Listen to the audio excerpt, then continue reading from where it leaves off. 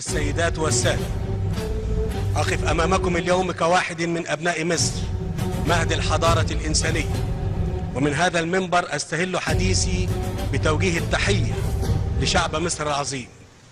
اسمحوا لي أن أنا أوجه التحية كمان لآلاف من المصريين جم من مصر وجم من كل الولايات المتحدة الأمريكية، موجودين دلوقتي عشان يقولوا مصر الجديدة قادمة.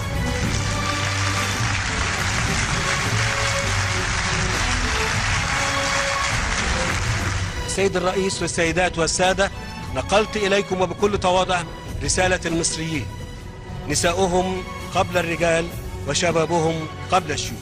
رسالة تعبر عن الأمل وعن الإرادة والتصميم على العمل وعن الانفتاح للتعاون مع الجميع لتخطي كل العقبات والصعاب، مؤكدا أن شعب مصر بعد الثورتين بات المصدر الوحيد لما نتخذه من سياسات داخلية وخارجية في إطار سعينا لتحقيق الاستقرار والتنمية. ومصر كما تعلمون من الدول المؤسسة لمنظمة الأمم المتحدة، وساهمت بقوة وما تزال في جهود تحقيق أهدافها، خاصة في مجالات حفظ وبناء السلام وتحقيق التنمية. ومن هنا فإن تطلع مصر للعضوية غير الدائمة بمجلس الأمن لعامي 2016 و2017 ينبع من حرصها على توظيف عضويتها لتحقيق مقاصد المنظمة ومصالح الدول النامية، لا سيما في إفريقيا، والمضي بجدية لإصلاح منظومة الأمم المتحدة ضمن رؤية قوامها الندية والمساواة.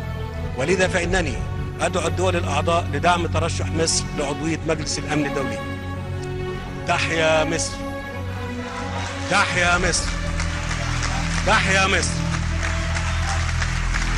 وتحيا شعوب الأرض المحبة للسلام.